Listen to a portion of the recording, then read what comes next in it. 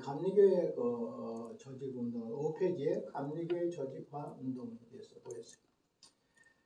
요한네스러가 1739년에 휘필드의 초청을 받아서 브리스톨 광부들에게 복음을 전하는 게 놀라운 결과가 왔다 했어요. 그때 수많은 사람들이 웨슬레이 전도를 통해서 개종자들이 생겼고 웨슬리는 오늘 이때 교회를 조직화해가지고 새로운 감리교회의 형성이 되었다 하는 겁니다. 웨슬리는 1739년 5월 12일 날 브리스톨 집회를 조직하고 감리교회 예배당을 세웠다. 그러니까 휘필드의 초청을 받아서 브리스톨 광부들에게 복음을 전했는데 그때 많은 회개운동과 함께 교회들이 성립됐다. 그래서 감리교가 최초로 세웠는데 그때가 1739년 5월 12일 날 브리스톨에서 오늘 이 교회가 감리교가 조직되었다. 이거 최초 감리교다. 1740년 7월 23일 날 감리교 연합회를 조직했어요. 그러니까 39년 5월 12일 날은 감리교가 조직되고 1701년 후 그러니까 약 1년 후 1740년 7월 23일 날은 감리교 연합회가 조직됐다 했으니까 감리교가 1년 만에 얼마나 많은 교회들이 세워졌는가 하는 걸 볼 수가 있겠어요. 각 교회에 있어서는 구원은 신인협력설을 하겠다. 신인협력설. 그러니까 구원은 나도 믿고 내가 믿으면 예수님이 구원한다. 그러니까 믿는 일은 내가 해. 인간이 한 일. 그 다음 구원은 누가 해요? 예수님이 해주신다. 그러니까 인간과 인간이 하나님이 협력해가지고 우리를 구원한다. 신인협력설. 이건 아니에요. 우리가 믿는 것도 하나님의 은혜고 구원도 하나님의 은혜에서 전적인 은혜로 구원을 받는데 이 사람들은 인간의 노력과 예수님의 사랑과 예수님의 그 구원의 은혜로 구원받는다. 신인협력설이다. 이건 잘못됐다. 감리교가 그래서 이게 잘못된 거예요. 웨슬리는 1740년 값없이 주시는 은혜라는 주제로 설교를 통해서 칼빈주의인 이 휘필드와 견해 차이를 가지고 서로 이제 이것 때문에 갈라져 버렸어요. 오늘 1740년도에 값없이 주시는 은혜라는 설교를 했어요. 이거의 신인 협력설. 믿기는 내가 해. 근데 은혜는 예수님의 피로 구원을 받아. 이렇게 하니까 웨슬리는 휘필드는 그거 아니야. 믿는 것도 은혜, 구원도 은혜, 전적인 은혜인데 절반 신인 협력설이 아니다. 그러므로 말하면 당신하고 나는 신학에 서로 차이가 있어서 함께 있을 수가 없다. 그래서 휘필드가 둘이 갈라졌다. 이런 영향, 5번 영향. 웨슬리 복음주의 운동은 18세기 영국 교회에서 해이해진 신앙을 다소금 소생시키는 계기가 되었다. 특히 청교도 정신인 금주, 금연이 확산됐다. 그러니까 술 안 먹고 담배 안 피는 거, 이것도 바로 웨슬리의 처음 운동에도 그랬어요. 웨슬리 운동, 부흥 운동 속에서. 오늘 한국에도 술 안 먹고 담배 안 피잖아요. 그것이 우리 한국 사람만 그런 것이 아니라 영국의 그 당시에 청교도들이 그랬고 그 다음에 청교도들도 술, 담배 안 먹었을 뿐 아니라 오늘 웨슬리안의 부흥운동 속에서도 술, 담배 먹지 않았다. 그리고 규칙적인 생활을 했고 근면 청결을 했고 새로운 신앙의 패턴을 가져왔다. 사회 저변에 많은 영향을 미쳤지만 주요 결과들을 보면 다음과 같다. 첫째, 웨슬리의 부흥운동은 교회 내에 저교회파와 복음 전파의 세력이 회복시켰다. 원래 웨슬리는 고교주의자라고 했잖아요. 천주교회 쪽이라고 했잖아요. 그런데 이 부흥운동을 통해서 어떤 현상이 나타나냐면 고교회 운동이 아닌 것이 아니라 저교회 운동, 개신교의 부흥운동이 일어났다. 그래서 성령의 역사로 고교회에 속한 그가 나중에는 저교회주의, 개신교주의자가 됐다. 국교회 내에서 저교회파 운동은 교회 내에 잔존하고 있으면서 18세기 말 19세기 초에 부흥운동에 주도했다. 이 저교회주의자들이. 그러니까 개신교 쪽에 신앙을 가진 흐름을 가진 사람들이 영국 성공에서 풍을 가졌다. 이런 뜻입니다. 헨리 빈과 그의 아들 요한 벤을 중심으로 해서 대형 성서공회가 설립됐다. 성경을 출판한 성서공회가 설립됐다. 영국뿐 아니라 전 세계적으로 성경을 보급하는 결과로 됐다. 두 번째, 첫째는 웨슬리의 부흥운동은 교회 내의 저교회파와 복음 전파의 회복. 두 번째는 영국 내의 평신도의 기독교 교육에 관심. 그러니까 주일학교 있죠. 주일학교도 웨슬리 통해서 나거든요. 그러니까 이때에 평신도들이 주일학교로 봉사해서 기독교 교육에 열심히 생겼다.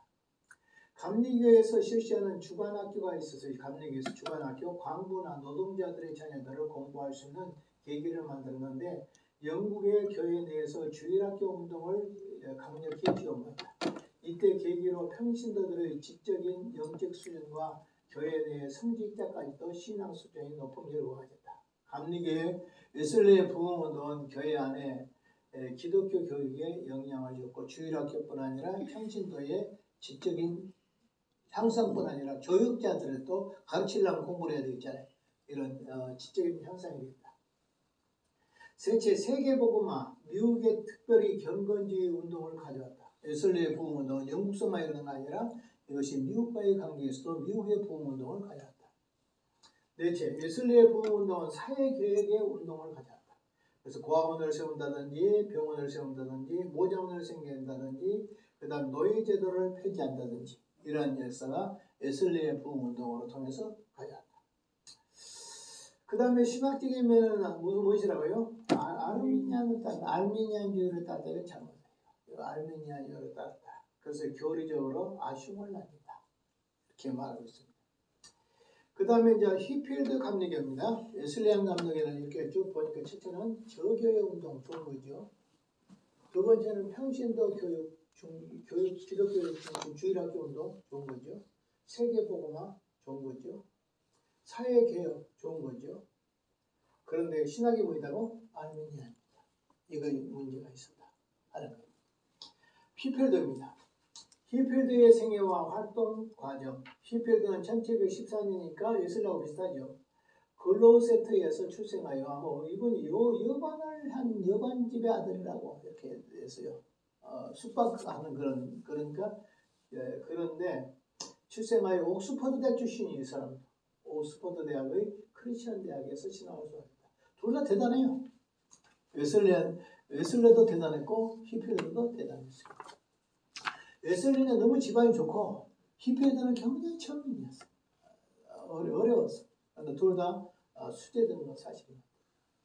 헬링턴에서 대북작 부인의 도움을 받았다. 그는 옥스퍼드 대학 시절에 웨슬리와 같이 신성그룹에서 회원으로 해서 활동했으니까 웨슬리하고 서로 아는 사이다 이 말이죠.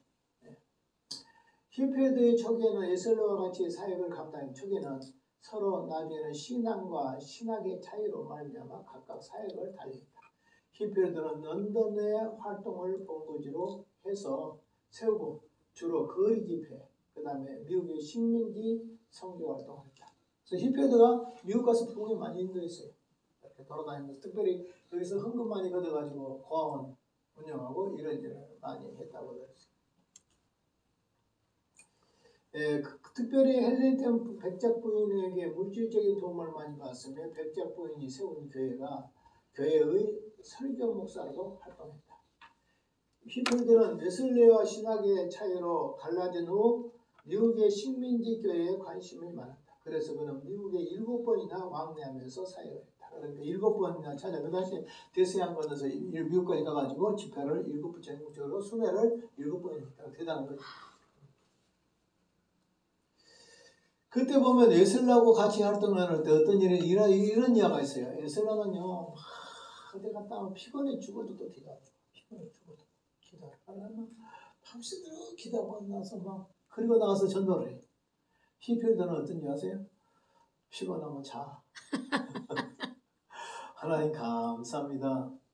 하나님 나를 붙들어 주세요. 그리고 맡기고 자. 다음날 역사하면 누가 많이 역사할까요? 똑같아. 그러니까 우리도 똑같아. 지금 현재도 피곤함에도 불구하고 기도를 해야 된다. 이런 것도 피곤할 때는 좀 쉬어가면서 기도한다.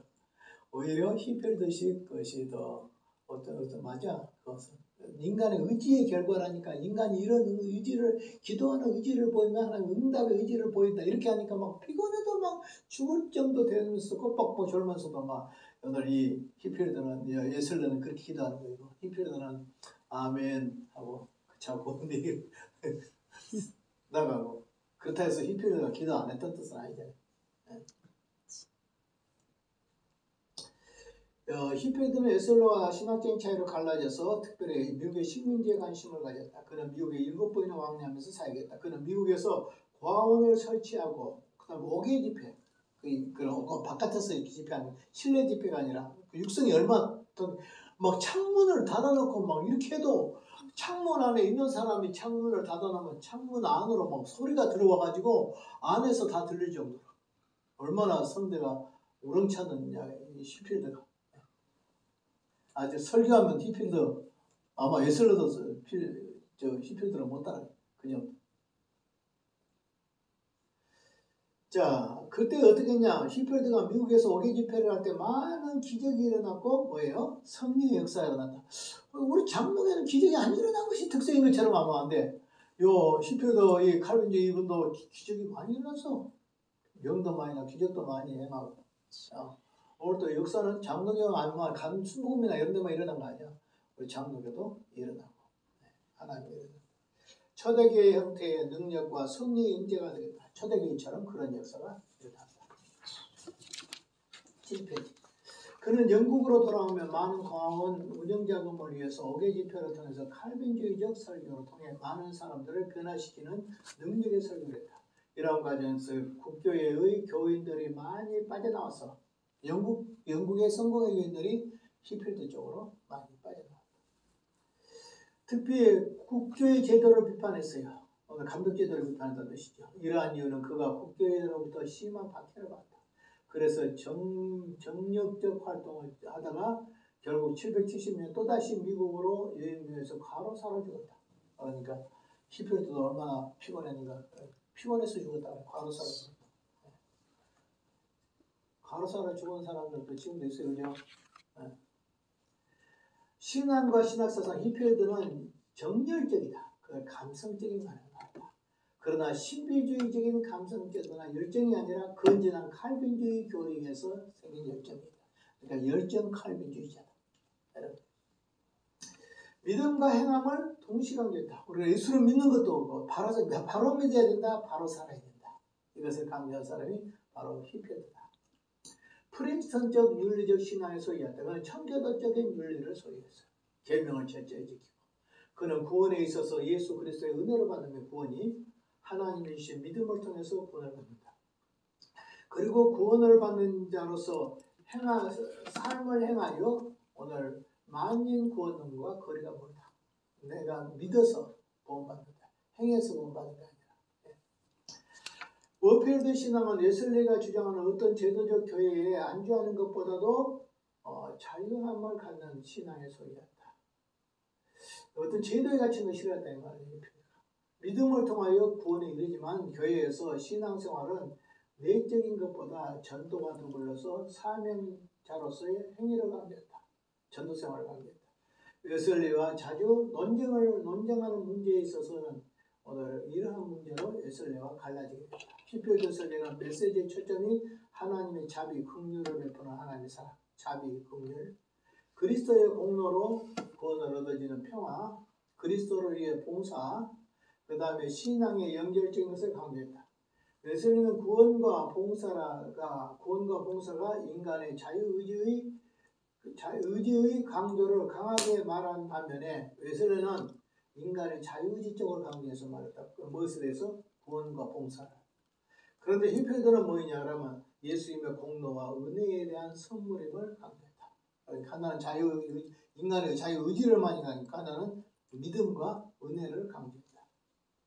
히필드의 복음운동은 웨슬리에게 많은 동의할 점이 있지만 신앙은 상당히 차이점이 나타났다. 그의 모든 면에서 감리교주의자, 둘 다 감리교주의자들이에요. 그럼에도 불구하고 히필드의 신앙은 칼빈주의 모습이 나타났다. 그는 아르미안주의 자유의지서를 철저하게 부인한다. 그러므로 칼빈의 예정론 바탕에서 그의 설교가 시작된다. 예정론자다. 다시 말해서 히필드는 하나님의 주권을 인정하나 히필드는 하나님의 주권, 웨슬리는 인간의 책임을 강조한다. 그러니까 하나는 성화를, 하나는 하나님의 은혜를.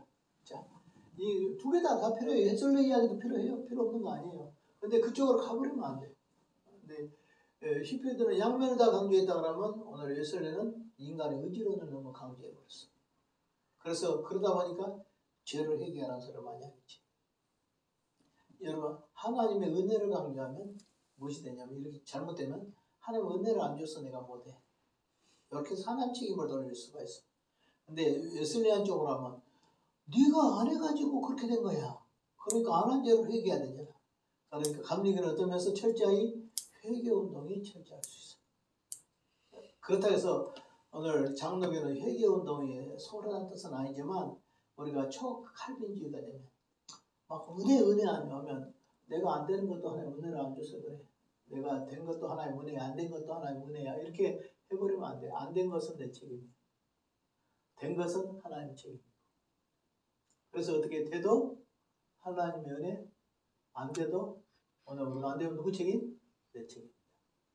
이렇게 해야 돼. 감리교는 뭐냐? 전부 내 책임이다. 된 것도 내 책임, 안 된 것도 내 책임이다.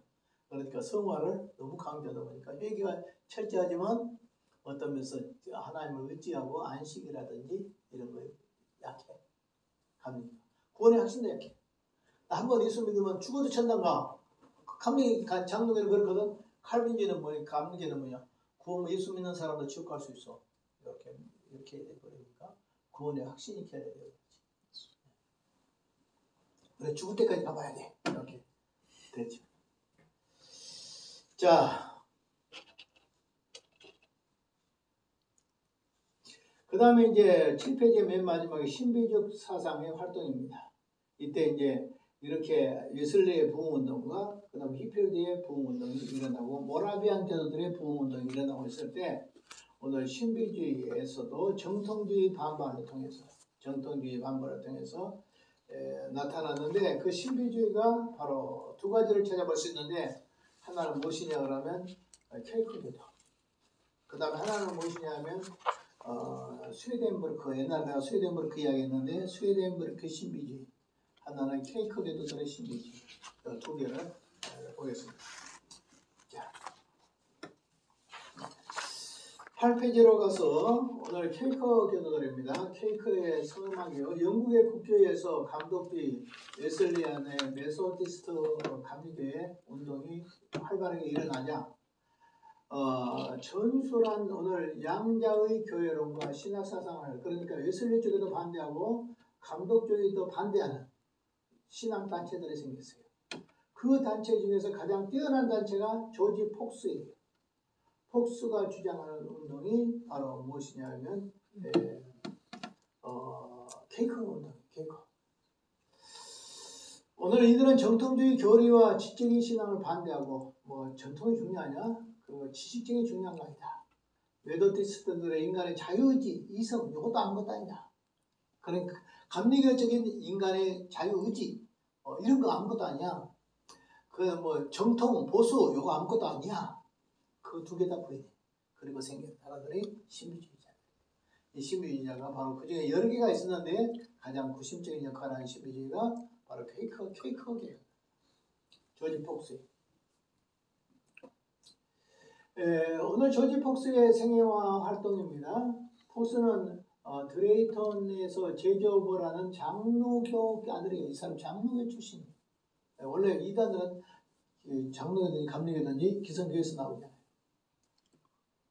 그는 청교도적인 엄한 신앙교육을 받고 자랐으며 고용살이 등을 한 등 소년기의 생활을 어렵게 살았다 이 말이에요. 19세기 때에 교회 교사 2명이 강제로 주점에 들어가서 술을 먹게 한 후 양심의 가책을 받아서 여러 목사들에게 구원 상담을 요청했으나 만족할 만한 대답을 얻지 못하자 방랑의 길을 떠나게 됐다가 3, 4년간 방황하다가 1646년에 하나님의 광명의 빛을 받은 줄 확신하고 노방전도했다. 그러니까 아마 교회 교사들을 2명을 끌고 가서 술을 먹였단 말이지. 그러니까 양심이 괴로우니까 이것은 이제 목사님들한테 상담을 해봤어. 근데 상담이 시원치 않았어. 그러니까 만족을 모르고 교회를 안 다녔어. 그러면 얼마나 안 다녔다고? 한 3년에서 4년 동안 안 다니다가 1646년에 하나님의 인도를 받아서 다시 신앙생활을 하게 되고 노방전도도 했다. 폭스는 1649년 어느 교회에서 설교를 한참 하고 있는데 갑자기 일어나서 설교자는 성령의 감동을 받고 설교했다고 소리치자. 자, 49년도에 어느 교회에서 설교자가 설교를 한참 하고 있는데 갑자기 지가 일어났어. 폭스가. 설교자에게 뭘 받아야 된다고? 성령 받고 설교해야지. 당신 성령 받고 설교해? 이렇게 했지. 얼마나 괜찮아. 지금 설교를 하는데 앞자리 앉아가지고 당신 성령 받고 설교해? 이렇게 질문하고. 그러니까 오늘 성령파하고 비슷해. 폭스 이야기를 한번 가만히 들어보면 오늘 성령파들은 보고 그거 참 잘한다. 영이 통한다. 막 이럴 수 있겠지. 소리치자 어떻게 해요? 정신병자로 취급해가지고 감옥에 딱 끌어가면서 그러니까 네가 가서 신성한 예배를 드리는데 성령 받아 설교를 해라고. 그래서 그 당시에 이런 죄를 지으면 감옥에도 간다. 전번년도 설교 허가 안 받고 설교다 12년 동안 감옥 생활했죠. 오늘 이 사람도 예배 시간에 예배방에 있다고 감옥 갔어요. 그래서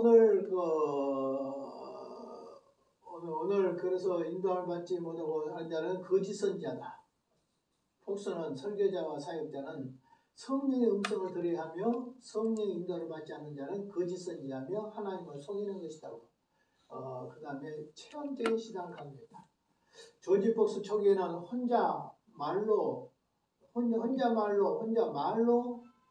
붓으로 전도 뭐라고? 말과 붓으로 전도했으며 가죽 옷을 입고 영국뿐 아니라 스코틀랜드와 화랑과 미국까지 가서 전도했다. 대단한 이 사람들 원래 열심히 하다 보면 바로 통제 안 받으면 이단되지. 그때 이에 따르는 자가 몇 명이다? 56명이야. 이 조지 폭스를 따른 사람, 케이크교도. 이때 당시의 사역에 감동하여 동력에 함께 들어간 자를 케이크교도로 세웠다. 이들을 향해서 케이크교도로 세웠다. 교회는 1661년 선교활동이 시작됐다. 이들은 케이크 자유교회를 조직하여서 1666년 첫 원례회를 창립했고 1672년에 런던의 1차 연합회를 벌써 교세를 약정해서 1년 만에 연합회를 형성했고 헌법규칙을 제정했고 교단의 신학적인 바클레이는 이 교파의 신학을 체계화시켜 주었어. 바클레이는 사람은 이런 실수도 있나. 이 이단 교회를 오늘 처음에 이단인지 몰랐겠지. 1673년 케이크교리 교리문답을 만들었어요. 73년도에. 그 다음에 75년도에 15개의 신조를 만들었어. 그 다음에 교회 지도자들은 재정의 신조를 통해서 교인들을 가르치고 전도하고 자신들의 교리 영역이 만들어갔다. 케이크교도는 그 후에 1년 뒤에 정치가 행정가인 행정 전공을 통해서 장로제의 교회 형태로 조직하고 교회 형태는 장로교회 조직 형태를 하고 그 위에 감독을 두고 교회를 운영하게 됐다. 케이크 교도들은 조직에 있어서 칼민주의적 장로교 교리와 교회 행정을 본받았다. 처음에는 뭐예요? 장로교 교리와 장로교 제도를 본받았다. 그리고 교리에 있어서는 뭐라고? 체험과 경험의 신앙을 강조했다. 그러니까 처음에는 교리, 그다음 체험 신앙 좋잖아요. 이렇게 처음에 갔다. 처음에는 바로 된 것 같아요. 그러니까 바클레이라는 신학자가 이런 것들을 만들어야지.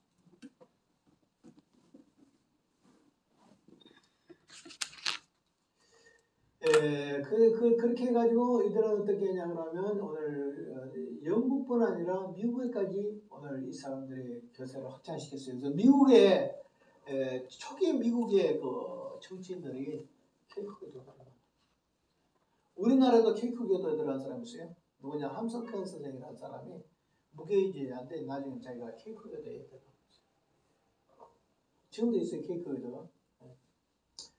신앙과 교리사상입니다. 케이크의 가장 중요한 교리는 광명의 교리. 즉 성경은 하나님의 말씀이나 말씀의 권위는 인간의 마음속에서 내적인 빛을 얻을 때 성경을 이해할 수 있다. 그러나 성령의 조명에서 말씀을 깨닫는다. 좋지 않아? 어떤 면에서. 성령의 조명이 성령의 광명이 있어야 된다. 성령의 음성을 들어야 된다. 근데 그것이 맞으면서도 안 맞아. 오늘 성경을 통해서 성령의 음성을 들어야 된다고 하면서도 성경보다 그 음성을 들으려고 자꾸 해버리면 그것은 잘못된 것이지. 그러니까 성령을 통해서 성경의 말씀을 들어. 맞아. 근데 성령을 통해서 성경보다 그것을 더 중요시 해버리면 내적인 조명을 더 중요시 해버리면 그건 잘못된 길로 간다. 오늘 케이크가 이렇다. 성령의 음성. 자꾸 우리가 자꾸 성령의 음성. 아마 우리들도 여기하고 대회는 보면 많이 케이크 교도에 가까운 사람들이 많이.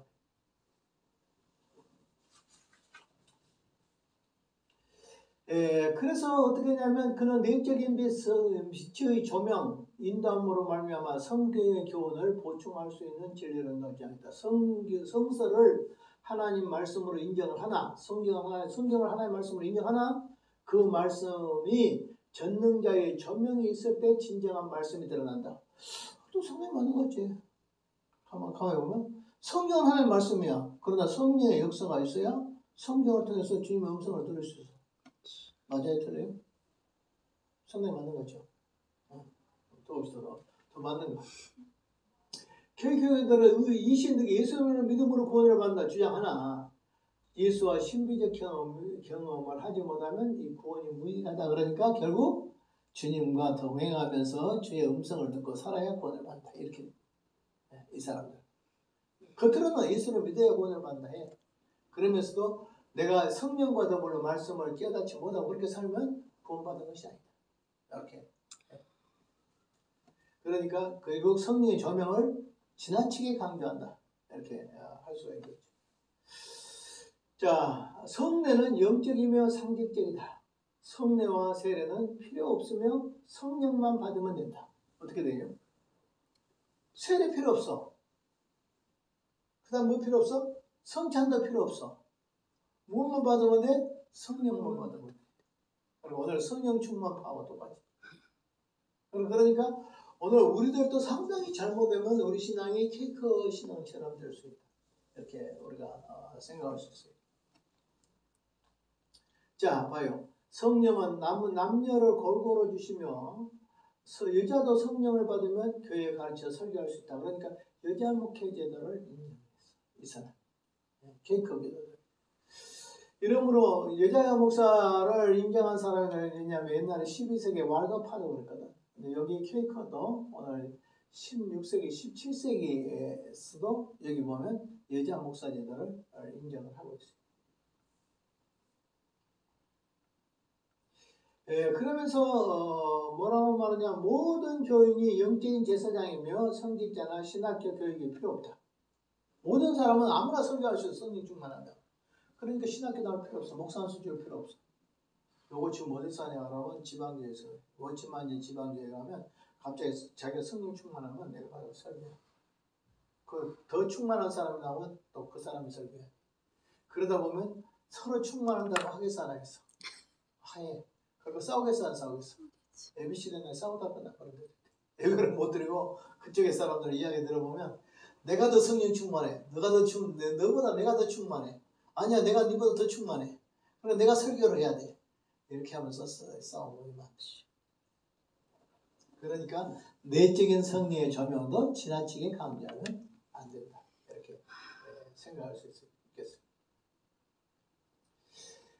따라서 그들은 뭐냐? 무교리주의고 무교리주의다. 뭐라고? 케이크애들은 무교리, 교리가 필요 없어. 무교리, 교리도 필요 없어. 예배는 음악이나 찬송도 필요 없어. 예배 때 음악이나 찬송도 필요 없어. 예배. 그 다음에 조용히 묵상하면서 성령의 지시를 받으면 이 사람은 열광주의가 아니야.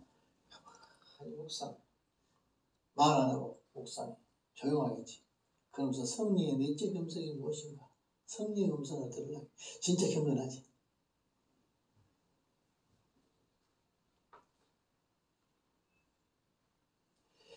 그래서 뭐라고 말하면 조용히 묵상하는 중에 성령의 감동과 지시를 따라서 성령 받은 자가 나가서 설교하면 돼. 그러니까 설교 준비도 필요 없어. 아무나 가서 성령의 감동되고 나가서 자기가 설교해. 근데 두 사람 생각보면 어떻게 되지? 그러면 네가 가서 감동했으니까 설교하는 게 아니라 내가 감동을 받았으니까 내가 설교해야 된다. 그렇게 싸웠어. 그렇게 싸운다 했어.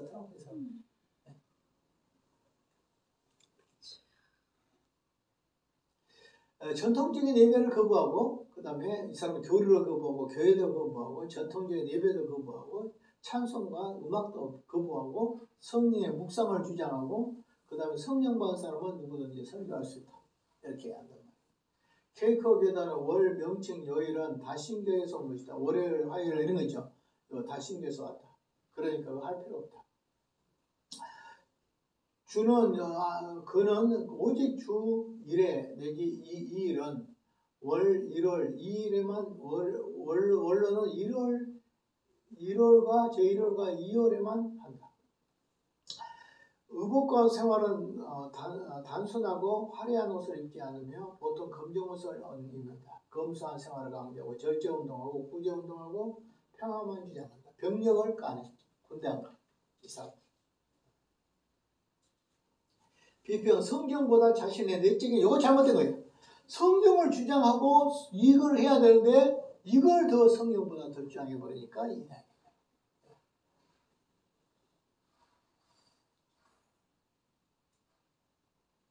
성경은 비유적이고 영적이고 역사적이고 문자적인 면에서 오늘 해석이 다 필요하다.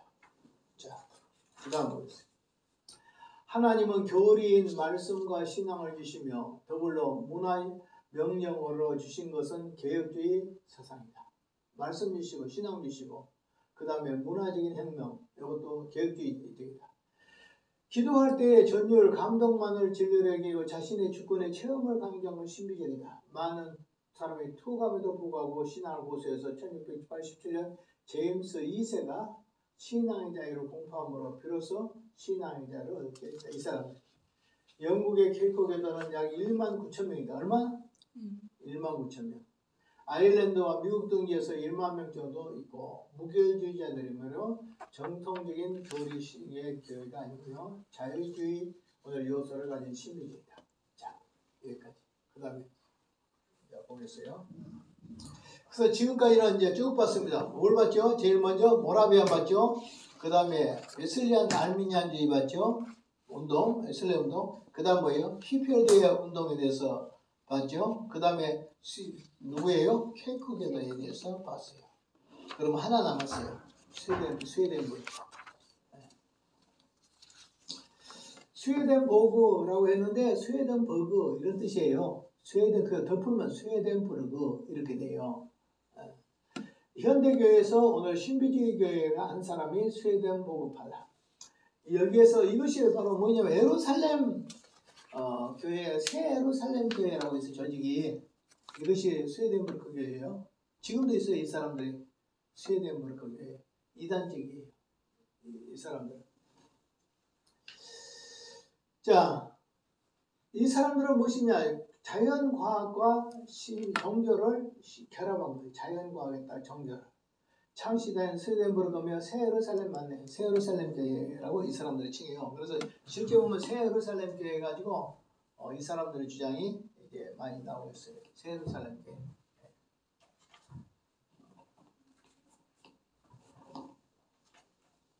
자, 스웨덴버그의 생애와 활동. 스웨덴버그는 과학자예요. 그리고 많은 연구를 통해서 저술도 많이 남겼어요. 그는 우주의 기원과 영혼의 성질을 연구 많이 했고 여행 중에 50세에 되는 해 정신적인 일대에 대변화가 일어났다. 갑자기 영적인 체험을 하게 되었는데 다음과 같은 글을 정했다. 자, 읽어보세요. 다 읽어봅시다. 시작. 신은 연애롭게 내 앞에 나타나서 하나님은 넓게 나빠서 내 눈을 열어 영계를 보게 하시고 모든 영과 천사와 이야기할 수 있는 능력을 주셨다. 나는 그 상태를 지금까지 지속하고 있다. 그리고 천당과 지옥 사후의 사람들의 상태와 신적인 내배와 영적인 구속에 대해서 보여주므로 공개하게 되었다. 그리고 내 앞에 나타나 신이 말씀하기를 나는 우주를 창조한 전물주이며 성서의 영적 의미를 설명하기 위해서 너를 택하였으니 내가 친히 기록할 만한 것을 너에게 주었노라. 이 내용은 이제 너희 책 봤어요? 스웨덴버그 책을 내가 우연히 봤어. 감리교 목사님이 나한테 줘가지고 내가 봤거든요. 그런데 이런 내용이다. 이분이 자기가 기도를 해. 하나님 내가 돈을 얼마만을 주시면 내가 참 하나님을 위해서 살겠습니다.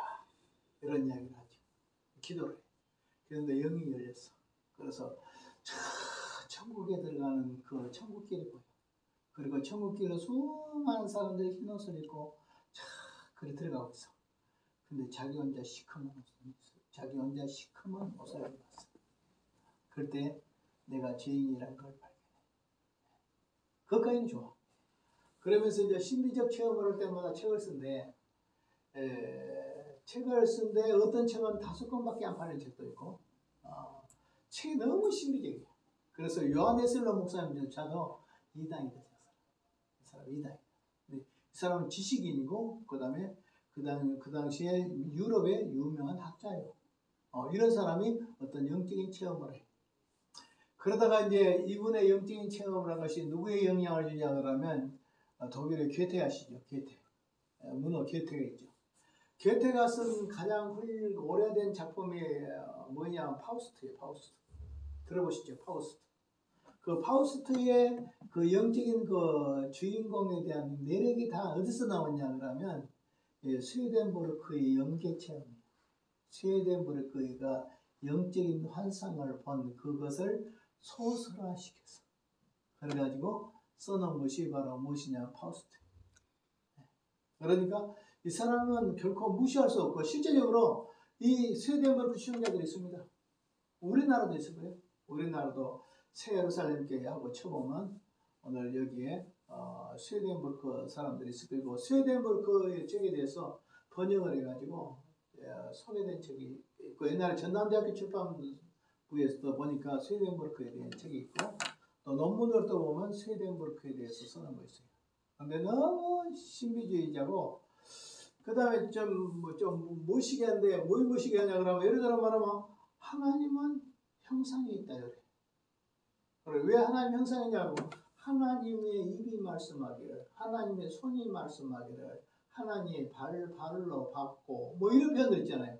그러니까 의인화시켰다는 표현들 하나님이 영이신데 의인화시켜서 그런 거 있잖아요. 근데 의인화시키는 걸 문적으로 받아들여요. 그러니까 하나님 손도 있고 발도 있고 그러니까 하나님 영이 아니라 육체를 가지고 계신 하나님이다. 이렇게 이죠. 그러니까 오늘 우리는 받아들일 수 있어요 없어요? 없어서 웨슬러 선생님들조차도 이 사람을 향하여 이단이다. 이렇게까지 했습니다. 이때 스웨덴보그는 광산국의 사인말하고 친히 비밀의 책을 쓰시기 시작해서 1744년에 히브리어를 연구하고 하늘의 비밀이라는 8권의 책을 출판했다. 대단하죠. 1758년 새 예루살렘 교회와 천국 교회라는 책을 제출했고 그 다음에 그 다음에 11페이지 하늘의 비밀의 그 요약서인 하늘과 지옥 그 다음에 영육 간의 교제 이런 책을 썼어요. 스웨덴보르크는 1771년 최초의 추종자들과 새 예루살렘 교회로 전이합니다. 그리고 그가 죽던 해 1772년에 그 추종자들이 1183년 런던에서 최초로 대규모의 교회 집회를 가져서 교회로 확장했다. 1785년 교회의 신조와 정치와 예배 형태를 조직했다. 그리고 교회 확장은 영국 교회뿐 아니라 미국까지 확장돼서 1787년 1차 세계대회를 열었다. 스웨덴보르크를 말하는 거예요. 사상과 교리. 첫째, 구원론의 교리를 보면 인간은 원죄가 없으며 믿음으로 의인이 되지 않으며 구원을 받는 것이다. 이거 완전 엉터리죠. 원죄를 부인하면 안 되죠. 원죄를 부인하면 원죄 없다겠어요. 그 다음에 믿음으로 그렇게 된 거 아니야. 믿음으로 그렇게 됐는데 왜 믿음으로? 잘못됐죠. 그 다음에 인간은 죽은 후에 뭐였다? 부활했다. 이건 이단이죠. 보면 알잖아요. 죽은 후에 영으로서 살 뿐이다. 영이 산다. 죽은 후에 부활 없다. 천년왕국이나 휴거나 백보자 심판 없다. 그럼 뭐예요? 잘못된 이단이죠. 그러므로 마지막 종말적인 심판이 없으며 스웨덴보르크 교회는 1771년에 세워졌을 때 이미 새 예루살렘 왕국이 이루어졌다고 주장했다. 창조론에서 창조는 무에서 창조가 아니라 유에서 창조다. 그러니까 하나님은 말씀으로 창조니까 무에서 유로 창조했는데 그 창조를 안 된다. 창조의 절대성을 부인한다. 하나님의 인격적인 분이시지만 물질적 안의 세계에 계시며 물질을 초월하신다. 하나님이 인격적인 분이지만 물질 안에 계신다. 형상 안에. 물질을 초월하신다. 그는 범실론적인 경향을 받아서 절대적인 삼위일체적 섭리 사상과 거리가 멀다. 그리고 우주의 유형을 세계 내부에 영적인 세계가 있는 것이다. 스웨덴버그의 신관 거리는 하나님은 제3위의 하나님이 아니라 일인격계의 구원이라고 이루었다. 하나님은 삼위 하나님 아니다. 하나님 한 분이시다. 삼위일체 구원. 그러니까 이단이에요, 이단 아니에요. 이단이죠.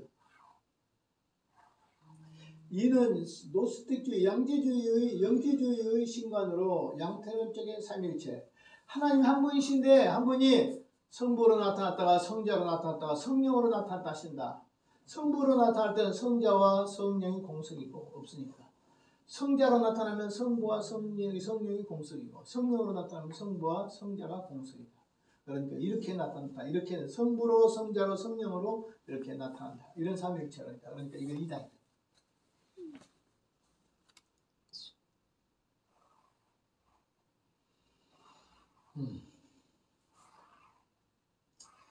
천지 창조 이전에 삼위부별했다.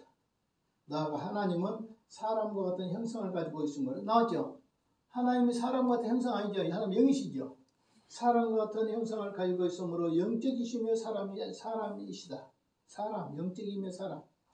그들의 이렇게 말하는 신관은 영으로 계신 하나님과 성육신하신 예수 그리스도의 신관을 잘못되었으며 성육하신 이성 일인격인 기독교를 무시한다. 예수님 안에 신성과 인성이 있다. 이걸 무시한다. 그러니까 이단이에요. 이건 완전 이단이잖아요. 평가. 케이크의 신부주의는 일면에서 양성에서는 바람직한 신앙이 될 수 있다. 아까 얘기했죠. 성령의 천명을 가는 경우 좋잖아요. 어떤 면에서는 좋아. 어떤 면에서는. 그런데 일면에서는 영성에서 바람직한 신앙이 될 수도 있어요. 케이크교도가. 그러나 정통주의 교리에서 보면 말씀보다는 먼저다 체험이 위에다.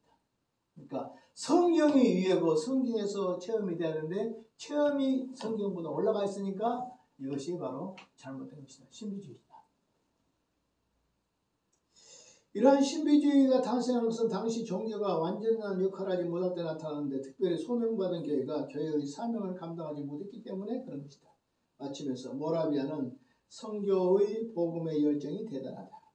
그는 정통주의 경건성과 성교의 열정이 식자, 성교를 고치시켰다는 점에서 성교를 고치시켰다는 것은 모라비안 교도들의 작은 점. 그러나 만민 구원을 주장하는 것은 성경에서 벗어난 것이다.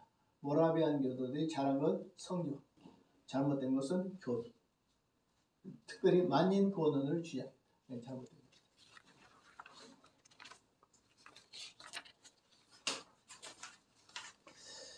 모라비안의 발판을 통해서 나타난 레슬러와 히펠드의 성교와 복음운동은 성경과 관점의 해석에 따라서 하나는 칼빈주의가 되고 하나는 알미니안이 되었다.